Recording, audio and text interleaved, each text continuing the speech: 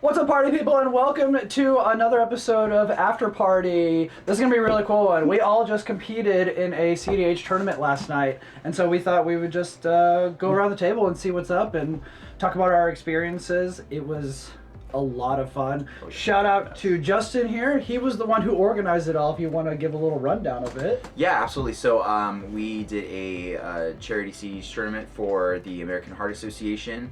It was something that was really important to me personally. I have family that have been affected with pretty severe heart issues. And it's also something that I've been wanting to do for a very, very long time. I've always wanted to try to find a way to incorporate my hobbies and cross it over with raising money for charity. And Magic has been a big part of my life for 15 years. So it was just something that I thought would be a really awesome idea to do. And luckily these guys were on board on playing some Magic with me and a bunch of other people, and I think we had a pretty awesome time. Yeah, I think there was like 18 people that showed up. Yeah, for so it? we had 21 that registered, 18 showed up. We actually had a bunch of people that weren't able to show, but actually reached out to us afterwards and said they really wanted to come do a next event. And then I even talked to Steve, who is the owner of Lost Levels. I know he's been on your guys' channel before. Yeah, Shout out check to out Steve. Aether Drift. Yeah. Shout out. Yeah, shout out. Shout out to the Bay episode. Yeah. And he's super stoked. He wants to do more of these more often, and either doing it for just different charities or trying to get other sponsors. So definitely more to come on that. I'm going to be working with Steve and see if we can get some more events out the door. Yeah. It was a good time, man. Like I said, Lost Levels in Claremont is where we play at when we're not playing here. Man, I love that store. That store is so great. It's awesome. We all have such a great time. So what was y'all's experience? What was the final record? Let's just go down the line. What was your record? I was one win and 3 losses. 1 win, 3? Yeah. Yeah, I had 1 draw and 3 losses. 1 draw. I had 1 win and 3 losses. 0-4, baby. Holding it down. That's right. Doing the best. I was also one win, 3 losses. But you know what that means, right? The guy who plays cEDH for 15 years, we won. Okay. I wasn't gonna bring it up. Well, let's talk about this really quick. What decks did you play? Oh, good point. That's Yeah. So the deck I played, I wanted to try something a little bit different than from what's like normally seen. So I was trying to play some Tayum, Luminous Enigma. So it's a lot of like kind of mid-range, kind of a little bit of stacks in there. Honestly, that was a lot. I remember for one of the games I had to execute the floating loop, if any of you guys know what that is, and I was just like, oh my god, my head was about to explode. So That is the game that you won, though, right? Yeah, that was a That good one. was. That was the yes. game you won. Yeah. And I'm sure Yeah. if there's any Tayum players that watched that live stream, they were just like punching their computer like, dude, what are you doing? Like, Right? do this, and this. I know how they feel. I'm just like, Yeah. ready to grab their pitchforks and be like, what are you doing? Oh, yeah. I remember. Do you know what channel that it was streamed on? It was on Jake's, right? Yeah, I was on Jake. So shout out to Jake Raleigh, MTG. If you guys go onto his, he did the full live stream of the entire event for the feature match. So and that was actually the game you won was on the feature match. Yeah, that was the one game I won. So that was really Same cool. with The extra one that pressure. you won was on Yeah, the the event table. wins. The extra pressure must have helped. I don't know. Yeah. The camera. Yeah, and then me and you were actually on the first Yes. feature well, match. I was with you on that too. Oh yeah. I was mostly in all the streaming episodes. Yes. Yeah, the software we're using, it had a really fun time keeping Joe in the exact same place the entire. Yeah, so I it was good kinda- promotion. Yeah, it was really great. It was really great. You held down the Mana fort. Party was just front and center. Front and Ginger, center. what'd you play? I had to win. Oh, sorry. No, you're good. I played Obnixilis, lots of 1-damage pings, lots of exile, lots of draw, tons of combos. to Walking pop Ballista off stuff. with. Yeah, Good walking artifact ballista. combos. Yes. All will be one. Yes. Yeah, Oh the my anime God. combo. Yeah. Yeah. I played Tin McCrom. It was my first ever cEDH deck, and I thought that, I don't know, it just seemed so strong. I think, yeah, but anyway, so I was going for Underworld Breach lines and backup Thassa Oracle lines, but my main lines were Underworld Breach lines. but I tried Thassa Oracle lines every single game. Yeah, Well said. as you should, Yeah. as you should. Yeah. Well, that's Dion won with that. Yeah. Yeah, shout out to Dion for winning. That was amazing too. Hashitan has a good showing. Oh man, Hashitan is crazy.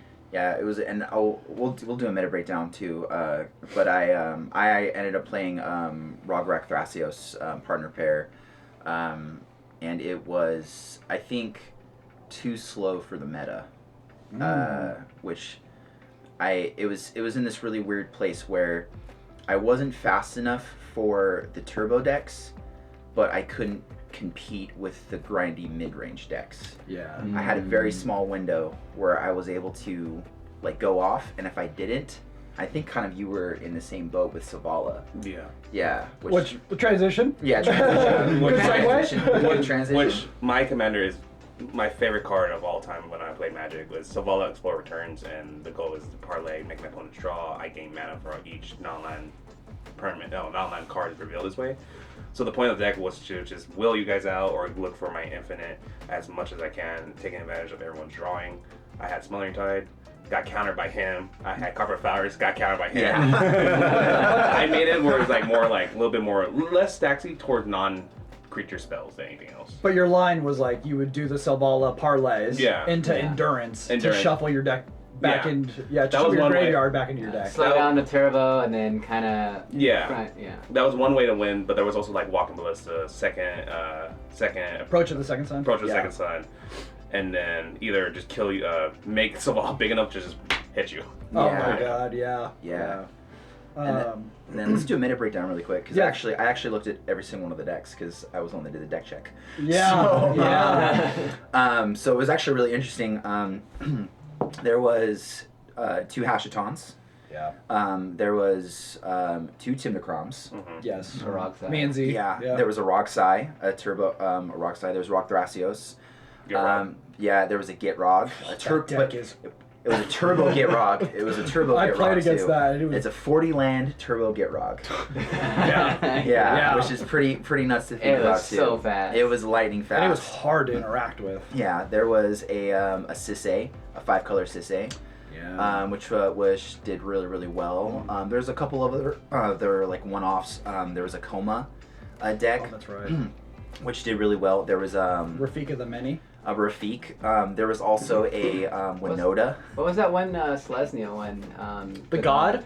Oh man. Where like creature comes in and then you get like a. When you cast a creature spell, you can fetch for a forest or a plains. Yeah, Put it that on was the one of battlefield. those. Oh, Yeah. I didn't play against that guy. I didn't play against. I played against him. That I was on that one game where it was. That was a nightmare. Yeah. It was Stack City. Oh yeah, yeah. Joe really grabbed me. He's like, "I'm in hell." Grab this shirt.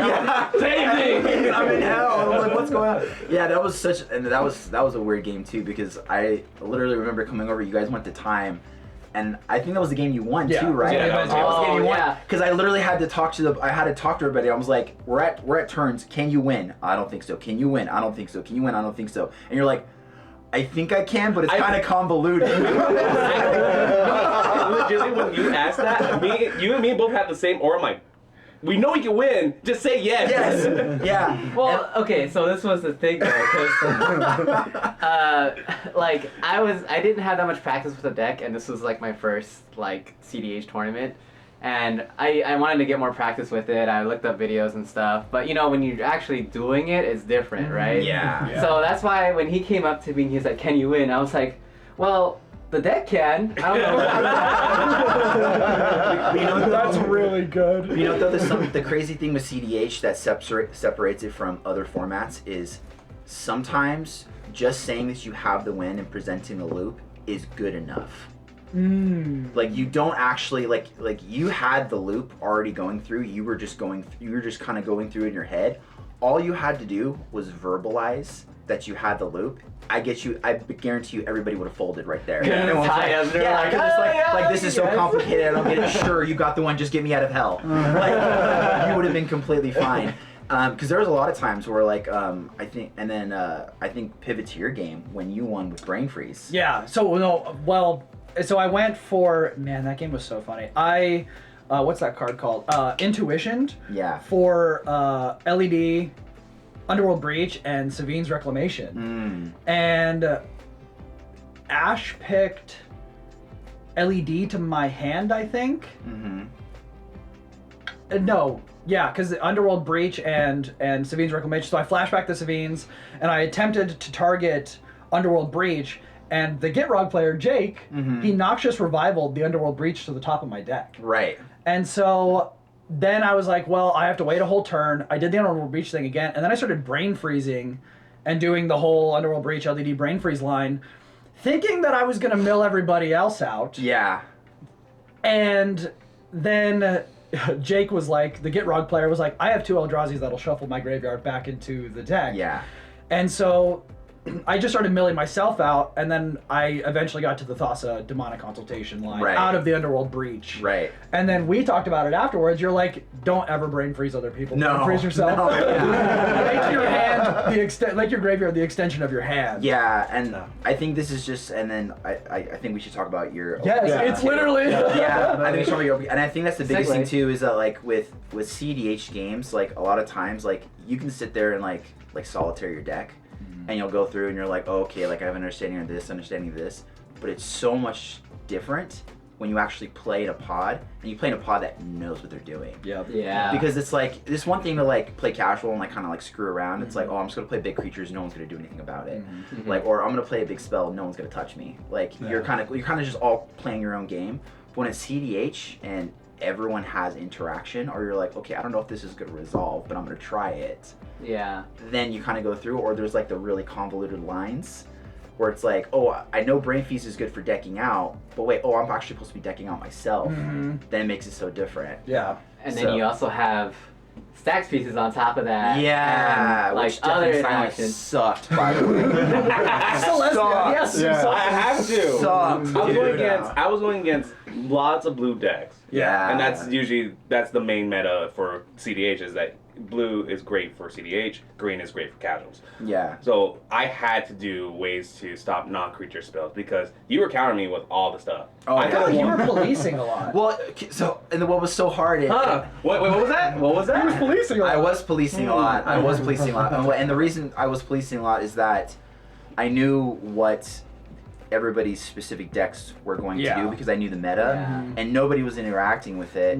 And like on game 1, and I think we should talk about your game 1 too. Yeah. Like your deck doesn't play a lot of interaction. Yeah. Right. So I knew I couldn't count on you when it came around to the table for like priority to have something to do. Right. So, which in some games you can, like one of the games I legit got saved because somebody else had an interaction. And it was like, I knew I didn't have anything up, and the other guy was like, I got this, don't worry about it.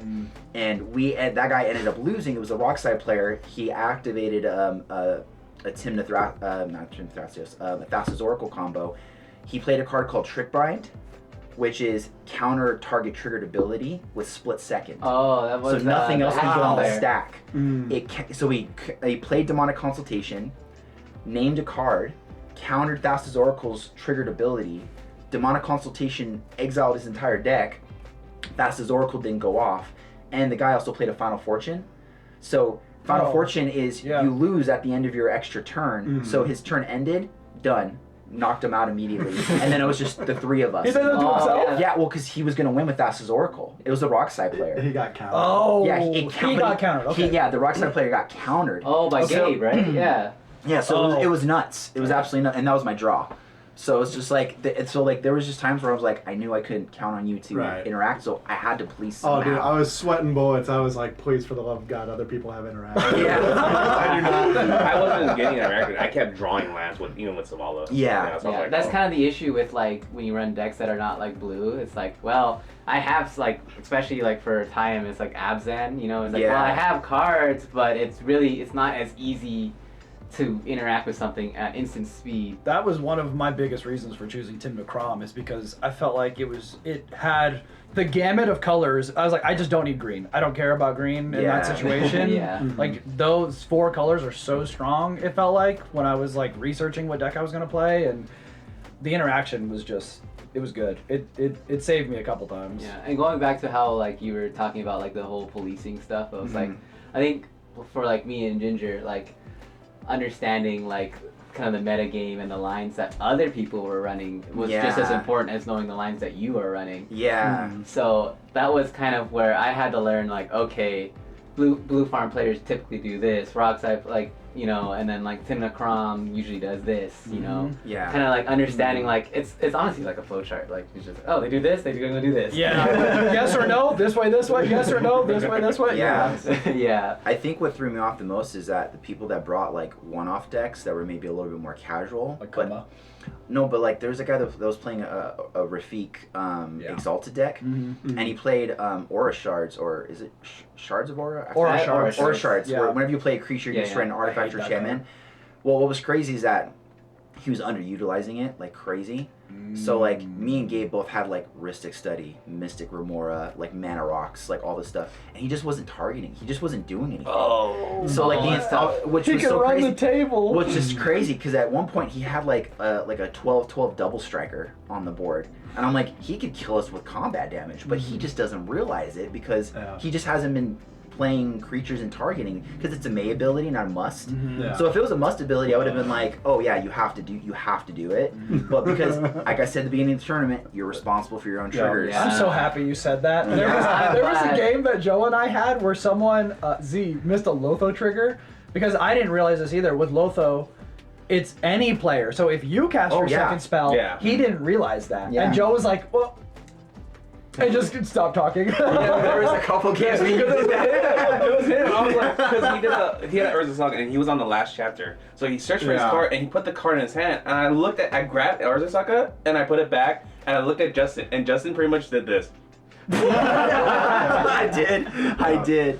There's a couple times where I did that. There's also, and then also. But you also called me out too. Well, I did, but then also you had a Mayhem Devil and Urza Saga Sacrifices, and you would have got a Mayhem Devil trigger, which would have triggered Ob, and it was important to me because I copied your Ob. Yeah. So I was just like, so I did it. Yeah. I did the thing, and God. you didn't even say anything because you were just kind of just going through the motions, and I was just like, I get the counter. He's not doing it. Like, I noticed because I was one counter ahead of you, and then I remember I looked down and I was like, oh shit, he like caught up and passed me. I missed it somewhere. Yeah. So like I did realize in hindsight that I had missed something. I just didn't know where I had like missed it. Yeah. So then with this being your, like, because you're relatively new to Magic, and then this being your first, time dipping your toe into CEDH, how would you say this experience felt versus like playing like just casually with friends? How long have you been playing Magic? I started playing Magic in July of last year. Oh wow! So right really when new. Joe and I That's really new. Oh my God! I started playing in July of last year, so I really haven't been playing super long. And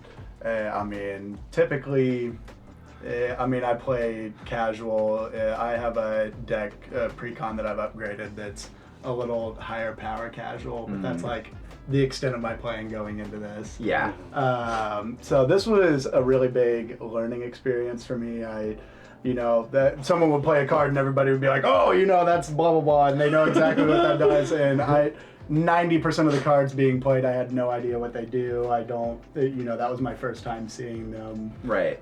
So it was a lot of learning. I felt like it got better as the games progressed because, I had seen people's decks and had a better idea of what they do. I had a better idea of some of the things that my own deck could do by like game 3, game 4. I felt like Ob was a good choice for you. I I felt like Ob was a really sick choice. It was fun. Because you were talking about doing Atali, Primal Conqueror, and I was like, that feels like it would be a little tricky, but Ob, dude, having access to black, it was a lot of fun. I think it was. It feels like an entirely different game than playing casual, but in a way that I enjoy. Because you're a competitive player. Yeah, I do. Whatever game I'm getting into, I really enjoy being competitive and stuff like that. So, I really like the. You don't have like. There's not very much forgiveness if you fuck something up. Yeah. In cEDH, it is like. You gotta be pretty tight, otherwise you're gonna get punished really hard. Live with your decisions. Tiny mistakes like not getting a devil trigger and stuff. That can have a noticeable impact on the game because like oh, you didn't get to exile the tutor card that's at the top of your deck, and then now you don't have that available to play on exile, stuff like that. You guys were talking a lot after one of the games that you had with the Sensei's Divining Top. That was the same game. Yeah. Oh, okay. Yeah. That was so, and it was one of the things where I think this is where him just being new, really what it comes down to, and then also kind of understanding how the overall deck is can function at when it's most optimized. Because Sensei at its core is a way for you to look ahead in your deck and then maneuver the cards around to really understand what I need next and then utilize it. Ob gives you the ability of when you ping, you can exile that card and use it. Right. So then if I need a card ASAP, you pay the one Sensei, move your cards around, it gets exiled, and now you have access to that card. Yeah. Which, more often than not, you're going to want to ping first, exile the card, because the card gets exiled to end your turn anyways. And then, or, I have 3 trash cards on the top of my deck, get rid of those, and then draw with Sensei. But you were playing Sensei and then drawing immediately. Yeah. And then Sensei just goes right back on the top of your deck, so Right. you're drawing So then the I'm drawing card. Sensei over and over so you're again, just and I'm drawing. relying on that for my draw. Yeah, I feel like I kind of got stuck in that loop of having to rely on Sensei to draw my cards just because of how I had gone into playing it, and wasn't utilizing that combo to its fullest with the comboing with the pings from Ob for sure. That was a huge learning curve. I'm really glad that you pointed that out to me afterwards. Yeah, I think one of the biggest things with like cEDH, and I think what you hit it on the nose perfectly, is that it's not very forgiving. Yeah. But you learn those lessons so much better playing like when you're playing Magic than I think you do just playing casual, because it's like, oh, like if I play casual and I screwed up, it's like, oh, like there could have been a million different reasons. Like I could have been goofing off, I could have not been paying attention. Yeah. But you're playing cEDH, you're paying attention so much to everything that's going on that if you forget a trigger, it's because you're paying attention to 20 other things that you felt were important at the time. Yeah. So then just having that feedback sometimes is like just like valuable, because you're like, okay, now I know I'll never do that again. Yeah. Like when I play this deck, I'll never do that again. Yeah. So Exactly. Man, I want to talk about Joe's win real Yeah, quick, because I that was was I took advantage. there was a Magda player, and James God, Magda. dude, that deck was a tough was one. that was That one. stacks. That deck was brutal. Like that was just mono red stacks. It was Yeah. so hard. But he had turn 1 Vexing Bauble. So it was Magna, me, Tim McCrom, Joe Salvala, and Z, Tim McCrom as well. And he played turn 1 Vexing Bauble. I had Chrome Mox in hand. I had like so much counter magic in hand, and I was like, well, that absolutely shuts me off. Yeah. And yeah, Joe, like talk that win, dude. That was that was a great win. When he played that, I immediately knew I can win a turn 2. Immediately. So I'm like, okay. And there was a point where I think it was actually turn 3. It wasn't turn 2. I think it was turn 3. Turn it was three. turn 3. Turn 3. Yeah. Because he was looking at my Felwar Stone. Because I had an Ancient Tomb on the table. I think I had a... You had a Chrome... No, you didn't have, because you wouldn't be able to cast Chrome Mox. It was another land. Yeah. But I had an Ancient Tomb. Yeah. Oh, Gemstone Craftsman. Yes. Actually, I had Gemstone You Craftsman. pre-gamed. I pre-gamed, so then I had a Felwar Stone. So he was looking at the table like, what should I get rid of? Should I get rid of Z's artifact or the Felwar Stone? If he got rid of my Felwar Stone, I wouldn't have not won. He even said that too. Yeah, he was like, said- "Oh, I should have shot your Felwar Stone." I didn't defend myself. I legitimately just shut the hell up. Yeah, he cast like a dwarf that on ETB will destroy an artifact or like create a Oh, treasure. yeah. But he, instead of destroying anything, he made a treasure, and that's what he did. Yeah. So then the table goes around and it's like, all right, drew my card. I was like, he's stopping all the counters I need. And Z and I were very vocal about that too. We were like, "Well, Vexing Bauble's shutting us So I looked at my hand and I'm like, I got this. I had the one creature that makes all creatures forests. I had Ashaya, and then I had that one elf that returns a forest back to his hand. Plus, I had Conan Crossroads. Yeah. So, played Ashaya, played that, tap Saval twice to get enough mana to test everything. Tap it for mana, return the elf back, untap Savala, and I pretty much everyone drew their hands, and then I'm like, all right, endurance. Yeah. Play everything else, and everyone died that It day. was so good. It was a really good win. But that's kind of like, it's interesting that like the Magna player was doing what Magna wanted to do, but it's crazy how much you capitalized off of that. Yeah. Like the Magna player wasn't fast enough to stop you from doing it. And I think, man, that's what, after playing this tournament, that's what really shined out to me is there are so many like little nuances to cEDH that like what you were saying earlier where you're paying attention to all these different things Yeah. and then you don't realize how that's going to cascade down the line. Yeah. You know? Even then just the diversity, like Dion's Hashaton deck versus Gabe's Hashaton deck were so different. Yeah. Just the way that they approached it, because Gabe was playing like So Timmy. yeah, it was mean. It was a really mean deck. I was talking to him about it. I was talking to Dion and Gabe about their Hashaton lists. And Dion's was all in on Thassa's. I mean, it was fully in on Thassa's. I think he even got a leveler Thassa's off at one point in time, which is he got one off in a game against me. yeah.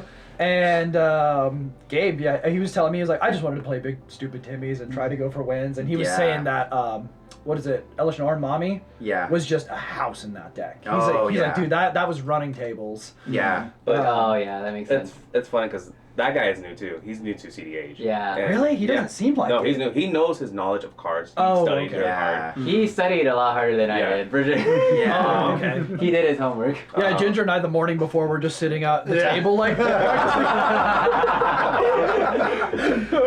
I was just afraid we wouldn't be able to reference our phones during the game, and I asked him, and he was like, "Nope, you're on your own, buddy." You which can't is fair. I'm glad that happened. Like, Well, I mean, because you got to think about it too. It's just like, oh, I'm gonna look at my hand. Let me really quickly go on like EDH Rec and see like what combos are available with the cards in my hand. Yeah. Like, how fair is that really? Because it's like, Another thing too is you're like, it's like time. So. well, it's like, I think another portion of it too is like with Magic is like there is skill involved in the game. So it's like you should know your deck to at least an extent of like, hey, if I like, and I think we should also talk about this too as mulligans, but like one of the things you should do is like you should know like, is this hand going to do what my deck needs to accomplish, or the card's going to do what I need it to accomplish, and if it's not, then either you do something different or you need to pivot, or so on and so forth. And that was like my biggest lesson from like the entire tournament was like, I was drawing hands and I was like, oh, I think this is good, and then I got into it, I was like, this was not going to do what I wanted it to do. That's what happened to me. This is not going to do what I wanted it to do. How far did you guys mulligan? You went down to 5 at one point in time? I went to 6. I went to 6. I went down to 5 once. 5 as well. Really? Yeah. I've heard of people going down to like 3, which seems crazy. I mean, I've seen 3s. Typically, if you would do it, it's going to be like a land, a mana dork, and a mana rock, and then you're either trying to get your commander out, or you're preying on a Ristic Study, or you're preying on a Mystic Remora, or like something like that, or like you're like turn to a Smothering Tithe or something like that, because you're just like, I have a way to generate value. And like the entire tournament, like that was like my biggest thing. Like the first game I was playing police, because I was like, I know you weren't gonna interact, I know one other player wasn't gonna interact, and I was like, this person's the only person that's really gonna be like, I think I stopped your Umbra Mantle. You stopped a lot of my stuff. I stopped a lot of your stuff, but you're freaking dead. He brought it back door, he's like, that deafening silence. That deafening silence screwed me so hard, because like literally the majority of my deck, my deck isn't really Storm, but it's Storm in the aspect that is I need to play multiple spells in order for things to happen. And like because I generate but like my deck is known for generating a crap ton of mana as quickly as possible, and then dumping it into big stupid things. Because you have a Kinnan line, right? I have a huge Kinnan line, and that was what really got convoluted for me, is that at the first 2 games I got really worried about policing or getting into mid range. I should have just been like all in on Kinnan as fast as I That's possibly why I could. was very surprised playing against you, because it's like, usually I hear is like, if you're going cEDH and you're playing a lot of counter spells, you should use those counter spells to stop big plays. Like Smothering Tithe, that's understandable. He'll cover it flowers. But then it was like, you should use it to stop. Like, you use the counters as protection for yourself. Protect your own. And that's why I know you never did. You just kept stop. I had to stop your Umbra Mantle, because Umbra Mantle would have just been That would have been a win. that would have been a win. And you were trying to play it off too. Was just like, well, what if I get lands? I'm okay, but you get infinite activations. I see in your thing you had like at least 2 activations. I was like, you're not bluffing me right now. You tried playing it down every single time. You're like, but I have to hit the things, bro. You're flipping off 4. You're gonna hit. And everyone's playing a low land count cEDH deck, so I'm just like, I had a low land. Yeah, but everybody else did. I was just like, Everybody that's else. gonna happen. Yeah. It's my best way of politicking. Like, look, it's a 50-50 chance. It happens, it happens. I've never fallen for. I was like, Yeah. I even pointed that out in our game. I was like, bro, nobody has more than 28 lands in their deck. Yeah. I was like, you're not gonna miss. Yeah, 50-50 chance. Yeah, BS, bro. BS. Look, It's like an 80-20. I just wanted to play the game. One win for me, 100%. Same. I'm gone. Yeah. Honestly, just playing, like it was, and you know, we made this in our post. It was just so cool to get a community like this together for such a good cause, and it was, man, everybody there was so awesome, and there was like such big moment. Like, what was, like, I guess we'll talk about it now. What was y'all's favorite moment of the tournament? We can just go down the line. Like, My favorite moment wasn't in the tournament. It was a casual play, and it was towards you. you sneaky little rascal. So we did because that game I won, we just instantly played a casual yeah, we played cEDH. normal. And that's on camera too. That was on camera. That was on the event table. So what you did to me. I didn't win that game, but the best part was I went for Thassa Tainted Pact, and say it. he let the Same Tainted chance. Pact go through, and before the Thassa trigger happened, right? No, you had priority, so you played Tainted Pact. Yes. I like Tainted Pact too. Yes. And then I didn't have a priority yet because Yes. you did that first. So my response to your Thassa's resolving, Yeah. I play Angel's Grace, which Angel's Grace does is pretty much doesn't make the opponents win. It prevents And- the loss. Prevents the loss, Yeah. and if I take damage, it's to 1. Yeah. So I made him pretty much lose. Yeah, I just was like, exile my deck, cool, done. Oh, so you didn't Tainted Pack down to like 1 or 2 cards. No, I just went for it. Oh. dirty, I just dirty. I'm just gonna go Until it for it. resolves, then I was like, all right, I still have responsibility. Yeah. It was yeah. and that's on the event table too. Yeah. so That was you good. can see that. Yeah, check that out. I would say probably my favorite was actually like seeing Dion win and cheering for him. Yeah. I think was probably my Yeah. favorite moment because like I put on the event like I was talking to Steve about this too because we've talked a lot like up to the event. I told him I was like I want to play in the event but I don't want to win the event because it's just one of those things where it's like you put on the event. I'm doing this for everybody else. I'm doing this for charity. I just want to play with my friends like and just have like a way to like do good. Yeah. And I just told him I was like I want to play. I want to have a good time but I don't want to win. And you know, seeing Dion win when he was playing with a group of really talented people. Yeah. Yeah. Like and that was the thing too is that your guys' wins, I wanted to call this out, your guys' wins were against really good players. Yeah. Like really good players that play at our store all the time. So for you guys really fought hard for those wins. But for him to win and then just be like you saw him just kind of stand up and just kind of this like Yeah. air of just like, oh my god, I won. And then just everybody just cheering him on. That for me was probably the best feeling because it was just like a player who you never would have thought going into this playing a brand new commander that just released like what a week ago. 2 weeks ago, yeah. 2 weeks ago, Yeah. Aether just came out like 2 weeks Yeah. ago. Yeah. And then him putting that deck together and then being able to win it, I think was probably the coolest part Yeah. of the Core memory formed. Yeah. Yeah. The best part about Dion, he even said to himself, like, I'm probably going to get 0-2. Yeah, he was joking in the Discord. Yeah. He's like, the good old 0-2 drop. Yeah. And then he wins it. Yeah. 100% when Dion won, I was the same feeling. I'm like, I'm proud of him. Yeah. He does it. He is. We had a video. Did we release that video recently? We played Vanilla? from the Aether Drift. There was a cycle of tyrants where there were no abilities. There were vanilla creatures, and he got that win with the mono blue one. Oh, crazy. Yeah, he just milled. I talked to Dion a lot of times about like what was his deck and how he played it. He is a beast. He's a good deck When he builder. builds like Yeah. artifact Yeah. decks, mono blue decks. He's a and good it's- blue mage. It's Yeah. crazy. I think my favorite moment of the tournament was Ashley's second win. Oh, Yeah. When that's she, Yeah. they went to time and they were on turns, and I think she was turn 2. Because I Yeah. think Steve was 0, the other guy was 1, she was 2, then the other guy was 3, and then it was going to go back to Steve, I think. Yeah. She was turn 2 or 3. And the guy after her seemed really confident. I think he drew like a crater hoof or something like Yeah, that, yeah. and he showed it to you, and yeah. you freaked out over the crater hoof. Yeah, yeah, And- that was actually my cousin Brent's. Oh, okay, Yeah, okay. so he was just like, if it gets to me, it's over. Okay. He shows me the crater hoof. He's like, it gets to me, it's over. No one's gonna stop this. And I was just like, Yeah, actually, yeah. And man, so Ashley was playing Sisay, and that deck looks hard to pilot. It's complicated. That deck, that's a crazy deck. But if you learn it, you're like, Yeah. solid. Yeah, and man, Same can go for Tayam. Well, that's one of the.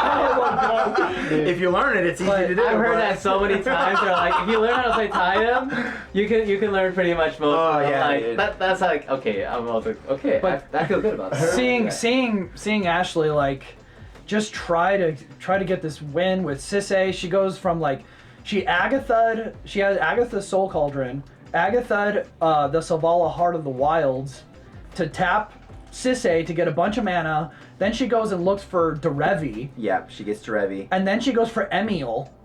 Yeah. And then after that, I forget what she goes. So she fought through protection of the One Ring because That's the right. Rock Sai player played a One Ring on his turn, which gave him protection.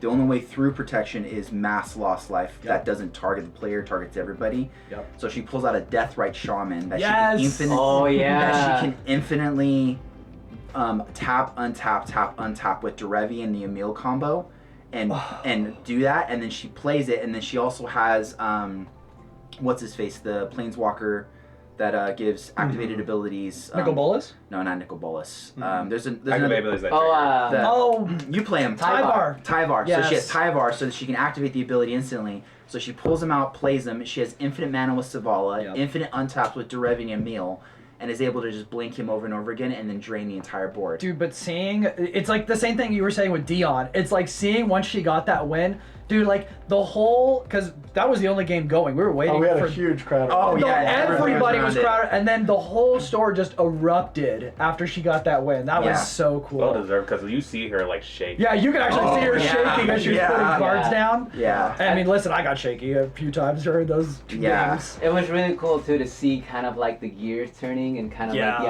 ideas forming Mhm. and kind of like okay, like kind of just understanding like okay, like there's like the One Ring protection stacks whatever, and just kind of like navigating through that. I think that's like the beauty of CEDH is just kind of like figuring that out. Yeah. I mean, I did enjoy seeing Dion win. I got paired with him 3 times yesterday. All 3 pods yesterday. All 3 pods. Other than the first game, I was in 3 pods with Dion for the Yeah. whole day, Yeah. so Yeah. made me feel a little better to see him win it all. But man, I also really enjoyed the first game because that was just like my first little toe dip into like, wow, this is how competitive this gets. Yeah. I mean, for context, like my final turn, I tutored a Cauldron, which was what I needed to set off my Ballista Obnixilis Infinite to ping y'all. Yeah. But I couldn't play it because of Deafening Silence. Yeah. And then the game went to turns at that point, and I was just praying. I was like, please let it make it back to me. Like, Yeah. I have this in the bag. I did too. And then she went Infinite with her Sisay deck. Yep. And then we're talking at the end of the game, and Joe's like, I had it on my turn. And I'm like, oh shit, well, I had it on my turn. And Yeah, you're like, and oh, I had my turn. I was just waiting for it to come around to me, and I was just like, and that was the crazy part is I look at Joe and I look at Joe's like his board, and I was just like, I think Joe has it because he has a bunch of cards in his hand. Yeah. And then I Ashley's terrible at not showing her hands, Oh, so okay. she kept like doing this with her hand, and I was like, I didn't want to be like, I can't see your hand, but like, I had a few of those moments. I was like, yeah. I did all The rock side player kept doing that too. He kept like having his hand open. He was such a nice guy because he was a high school English teacher. Yeah. Oh, Yeah. He was so him and James came together. Yeah. They both teach Yeah. it up in high school. Oh, okay. Yeah, so they're both teachers. So it was super cool to like talk to him and everything like that. But like, dude would show his hand like all the time. So like all the time. So I wasn't gonna be like. It's like, oh, I'm sorry, I'm cross-eyed. It just happened to be. I want every time they show their hand, I want to look them in their face and like, Yeah. because I can see your damn hand. You just start going like hammerhead. Just Yeah. Take your cards and put them like this. Like, Yeah, seriously. Yeah, but it was just really cool to that because I mean, man, that just like gets the adrenaline pumping. You're just like, oh man, like I got this, and then it's like, oh crap, well they also have this, and so Yeah. it's like, it's really cool to see the games being that tight because. I mean, especially, you know, like I said, I've only played casual up until now, and those games, you can get some tight casual games that are pretty fun, but some of them end up being very stompy. Yeah. And so it's cool to see all of the decks being so high powered to where it's like really down to like the wire and you know, small procs, small. No room for error. Yeah, small details make a world of difference in the game, and it's really, really cool to see how that plays out in that format. Yeah, for me, I mean, Dion's win, Ashley's win, those were like really good. Like that was really fun to watch and really cool to see. Probably the other one was probably when we were stuck in Stacks Hell, me and Joe, and it was. You see that going? I was probably part of the blame, but No, it was all. It was 3. You didn't. You only had a few stack pieces. I had. You had yeah. one. I think it was the Winota player that really was like. Oh, the yeah. stacks. He was like, yeah, this is just stack. I'm Dude, like, yeah, it was Yeah. Chalice of the Void, it was Blood Moon, it was just like... There was that one human too where Magus he. of the Moon? Yeah. Well, Magus, and then he had another one where non-creature spells of he can choose like the number, and then like you can't cast non-creature Oh, spells like Containment that. Priest. You're right. Yeah, Containment I Priest. forgot about yeah, that because that's card. a human, that's a really popular one pretty too. much. And then I think I had Archon of Emeria, and I had what is it? Aven Mind Sensor. Oh, yeah, you guys weren't doing anything. We were stacked to hell. But sorry to interrupt, Joe. Continue with. No, you're fine. You're fine. And then I think after a certain point, because I didn't have any basics, so I had mountains. So I was just like, how am I gonna get through this? So luckily I had a Birds of Paradise that was my singular green mana. Really? Yeah. Wow. Oh my gosh. Yeah, and honestly, little by little I had Birds of P, and then I was just using my my mountains. And then I was just slowly like grinding it out because, you know, we could only cast one spell a turn. It was really cool to kind of see like Time sort of be in his element, which is essentially like it kind of navigates through all those stacks pieces. Because of its ability, you can gain more value than most other people. Yeah.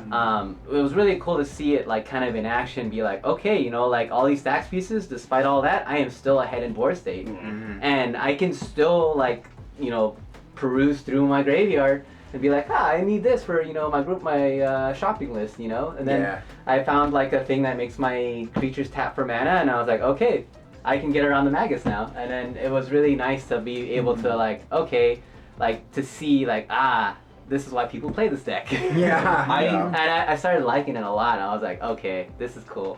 Yeah. I hated that match, but I also loved it because of the experience of like that, just getting stuck in the stacks and knowing your threat assessment. Like Yeah. the Winona player, he only had one non-human creature out, and Winona's triggers attack. Yeah, that was Yeah. perfect that you did. In that game, I forgot what was called. It was like the one that destroys artifacts or enchantments, but becomes a land too if you pay 3.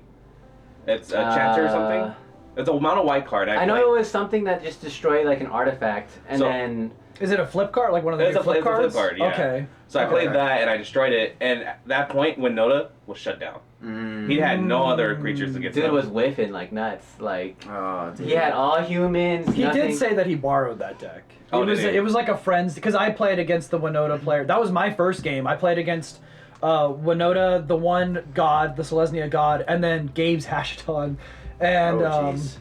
yeah, it was just me and Gabe. Just like just trying to navigate the stacks that was happening over here, just punching each other. Yeah, it but was a fun game. Your game was probably like one of the best representations of like hardcore competitive CDH too, because Timnacrom, Winota, and then an Esper deck Yeah. is like Yeah. the definition of like what you would experience like if Yeah. you go to like a hardcore competitive tournament.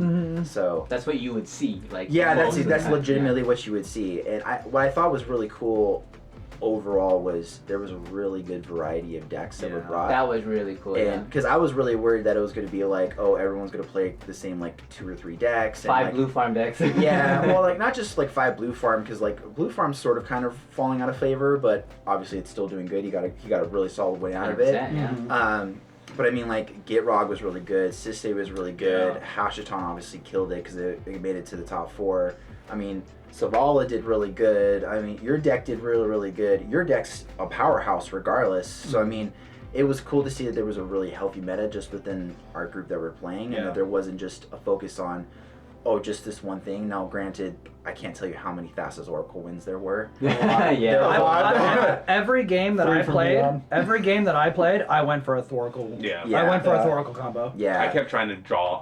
The mulligan was I was trying to get Angel's Grace because I was trying to get prepared for that. Smart. Yeah. You know what? Next time, if we play at a tournament, if there's a Magda, I'm mulling till I get a mental misstep to watch that freaking Vexing Bubble. But that's kind of another thing dealing with though that. too. Is kind of like you were talking about like with mulligans and stuff. It's like, do you mulligan to stop a certain person from winning, or do you mulligan to advance your game plan? Because that was one of the things that when I was looking up stuff for Tyam, trying to understand him, they were saying like you do have stacks pieces, but in like when you're tutoring or anything, like when you're looking for answers, you want to forward your game plan mostly, I believe. Yeah. And then usually, because you have like other people that can, you want to forward your game plan, because if you end up like, policing, sometimes that ends up, like how it happened with you. With Vexing Bobble and Savala. That literally happened. When you were saying that, it was turn 2. I just realized the whole gameplay in my head. Oh, really? Yeah, it was Okay. turn 1, H2, Fell Warstone, Crosswell. That one elf that exiles a card and gives me produce mana on turn 2. Savala, Simian untap Spirit Savala, Guide. Simian Spirit Guide, Savala, untap Savala, do all that. Yeah. Yeah. Yeah, but Yeah. but you're right with the Vexing Bobble. Like we're talking about, like you don't want to accidentally stacks to help somebody else. Yeah. You want to stacks to help your own board state, and that's what the Magda player did. Was he stacked and he accidentally helped somebody else. Yeah. Yeah. Some of my games were like that too, because it was like I was like, oh, I shouldn't have stacks. I should Yeah. just let him play. Yeah. Yeah. I think one thing that would be good is maybe going around the table and talking like from your gameplay, what's probably one of the biggest like learnings that you took away from it? Because like I literally since last night I went home, I binge watched a whole bunch of anime to like just clear my mind. Just like chill anime too, like no fight scenes, just like really chill. And I literally just sat on the couch and I'm like I literally ate popcorn and just like I was literally I was drained. After Oh, this. man. I went home and So- passed out. Oh, we yeah. like played a little Overwatch and then I just passed I out. heard him Yeah. snoring through the wall. I got home after I dropped you off, and then I had to drop Dion off. Yeah. I immediately called him Yeah. to talk about I'm burnt out, and then after we got the call, I grabbed my magic deck and started fixing it. Yeah. I love magic decks. I wanted to do that too. Because I was hardcore debating between playing my Rog Thrasios or playing Master of Keys.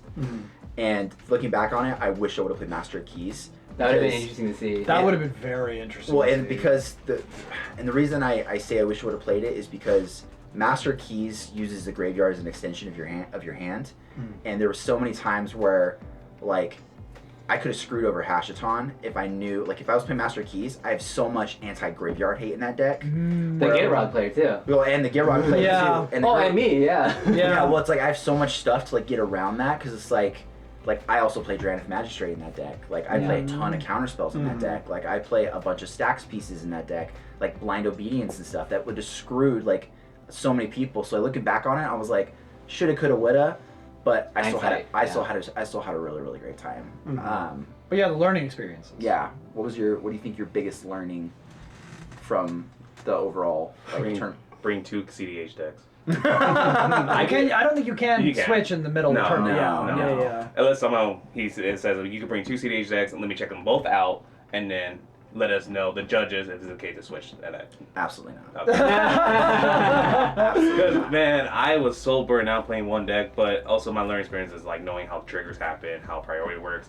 Because like I said, I loved and hated our game because it was a lot of learning experience. Like that one bird that stops you from searching. Aven Mindsense. We didn't know that Aven Mindsense actually is. You look at the top 4 cards, you put that card, you still shuffle your deck. Yeah, you guys were getting blown up in the chat on that one too. Hey. Oh yeah. You guys were Great. getting I'm hardcore. sure The live stream was just going off. It was so funny because I was reading the live stream while you guys were doing that. This one guy was just yelling at you. You have to shuffle your deck. What are these guys doing? And I wanted to kind of go on Jake's chat and be like, dude, shut up. Like, They literally can't see what you're saying. yeah, they literally can't see anything you're saying. Like, let them play Magic. Like, calm down. But then Jace comes to us and told us about it. I was like, oh, okay. Yeah. I felt that too when I was doing like my little loop, and I was like, they're totally flaming me right now.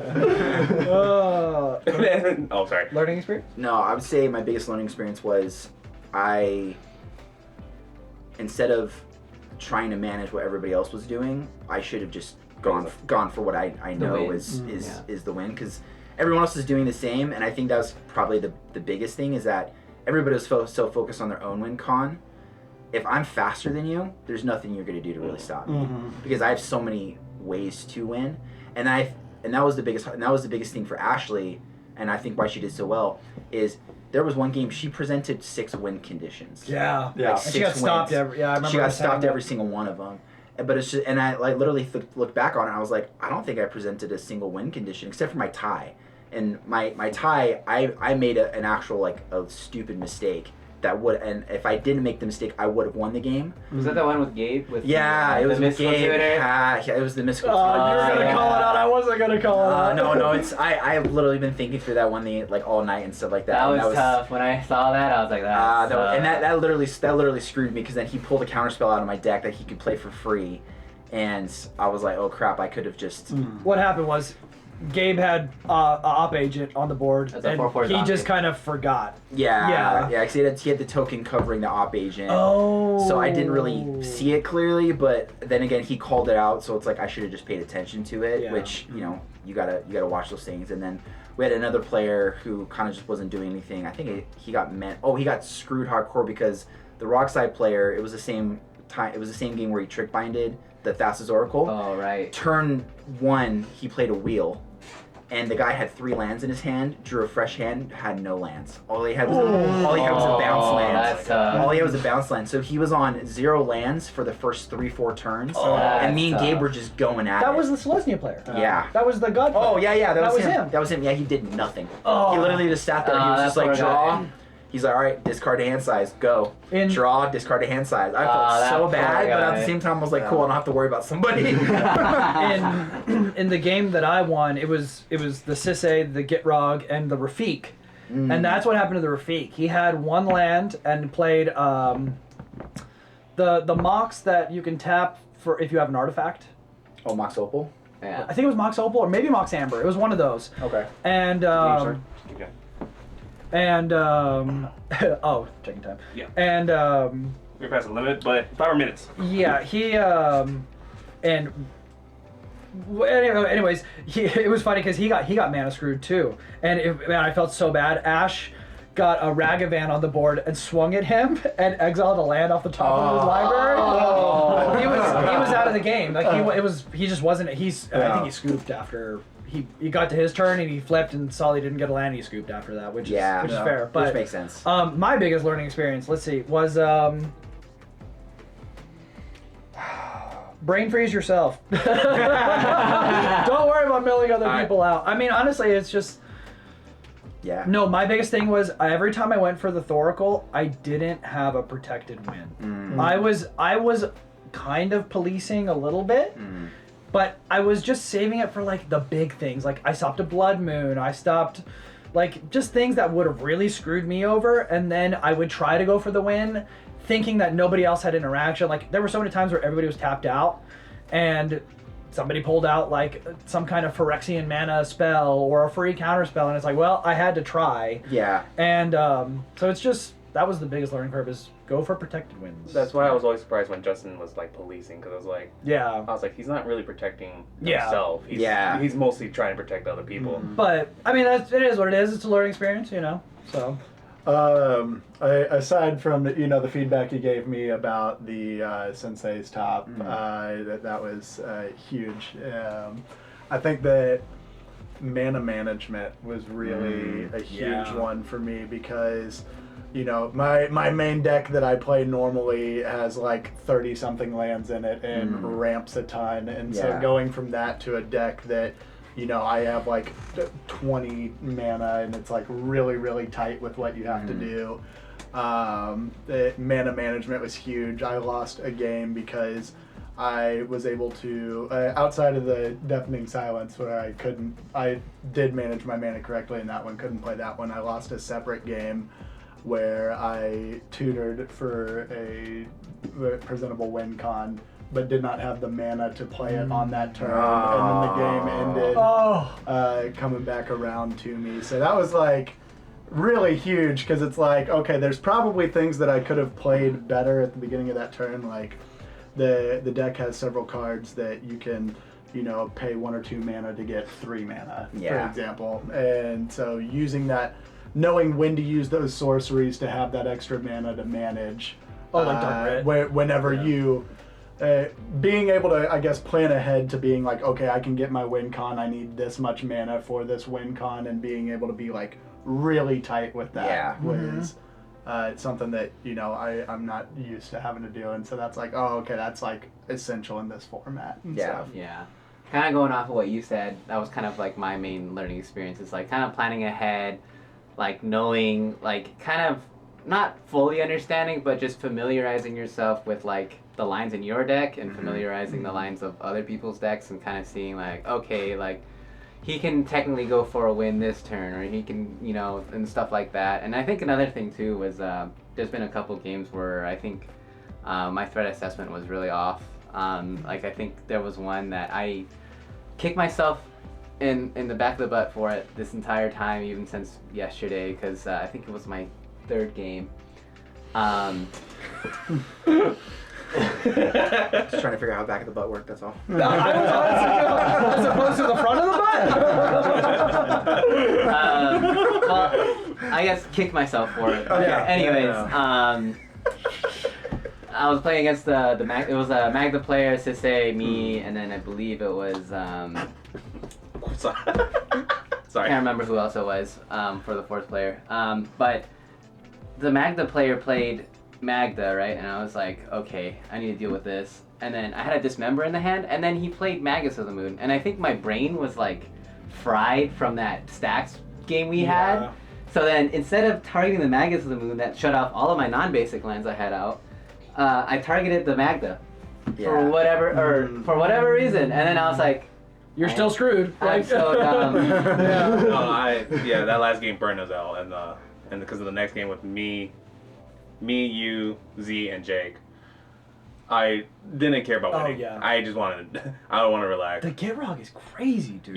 You guys kept targeting me a lot with it too. I didn't target you at all. Z was. Z was. I was trying to deal with the Gitrog play. Like I said. And then it was just too late. The easiest way to get rid of Gitrog is you just gun down his creatures. And that's the thing is, like, he cast this one creature that let him just discard a card. Yeah. And I didn't realize that's That's his outlet. Yeah. That's and I was like, yeah. and then because I had a counter spell in hand. If you get rid of his, if you just get rid of his creatures, or you just get rid of his commander, then you stop him completely. I remember him even saying, Jake was saying, like, there's a lot of protection in this deck just for the commander. Yeah. Because you need your commander for everything. He is most terrified of Orcish Bowmasters because his deck relies on drawing. Exactly. Yeah. So if you machine gun him down with Orcish Bowmaster, and he even has an Orcish Bowmaster, he has stuff to protect against Orcish Bowmaster. Like when we were prepping for this tournament, his entire time was just like, I am terrified of Orcish Bowmaster. Oh yeah, I was the same way. Riley, yeah, it would have been the same way for you. And I said the same thing too, and I didn't play Orcish Bowmaster, so it was I didn't play a deck that had it, and I was like, that was so stupid. That last game, I was just like, why? Like, I get it. Like, I had my commander in turn 1, but then Z's like, kept returning it. You turn it first, and then Z turning it. I'm like, you guys, there's another threat too. Yeah. And I was like, I'm not trying to make an excuse. Because I what did I use? Chain of Vapor? Chain of Vapor. I Chain of Vapored your sub. Yeah. Because you had a turn 1. Yeah, I was that's like, what I that's said. terrible. But that's what I'm saying. Like, you're okay. Yeah. But then Z is like, get Rugs out, but I'm scared of Joe. I was like, why? Because there's a past experience of how. Yeah. Yeah. Z's very scared of you. And I think another time we should also talk about would be politicking in games too, because there was quite a few times where like people were talking and I was like, you're having the wrong conversation right now. Like you are, and I think you also brought it up, like your threat assessment. Like you can ask other players, hey, what is this guy trying to do? And I think you prefacing though that everybody's out for themselves. I'm like, I don't want politic now. But he's not wrong. Because I'm a talker. I'll talk it up, dude. Like there was even there was times where like that Watch game, Bears do this. that time I was playing with Gabe, I know Roxai super well. I know that deck like very well because I was gonna play it. So I have seen a ton of deck lists. So literally I looked at Gabe, I was like, this is his plan, this is what he's gonna try to do, this is how he's gonna try to do stuff. I was like, this is where we need to stop him. Because at that point, he was the only threat, because he had to turn 2 Thassa's Oracle, and he did Necropotence, and he did Necropotence for 30. So if Wow. he drew 30 cards at the end of his end step on his first turn and sculpted the perfect hand. And I was just like, you're obviously the threat. Yeah. So I looked at Gabe and I was like, dude, we got to do something. He's like, I got it. Don't worry. I got where. I was like, cool, because all I got is a mental misstep. So I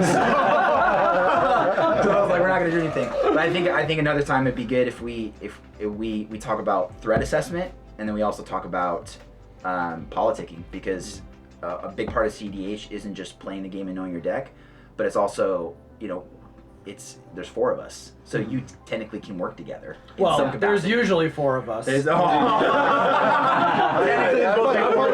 But we'll say that time we have passed the limit. Yeah. We passed it 15 minutes. It's a good time. Yeah. It's a good time. There's a lot of yapping. So. Yeah. A lot of yapping. Thank you, everybody. Yeah. Again, thank you for for hosting. coming Yeah, up. Thank you for hosting. hosting, Yeah, dude. absolutely.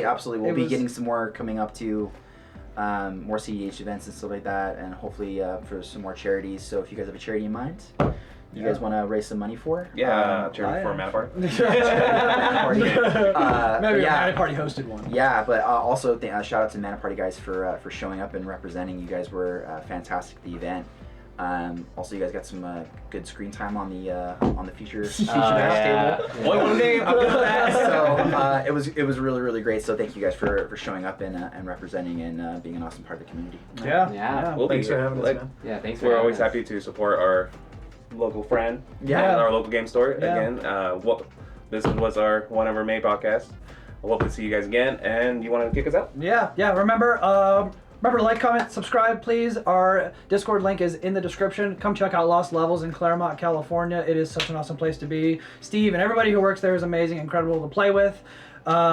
We will see you on the next one. Love you. Bye. Peace out. Welcome to the after party. Bye.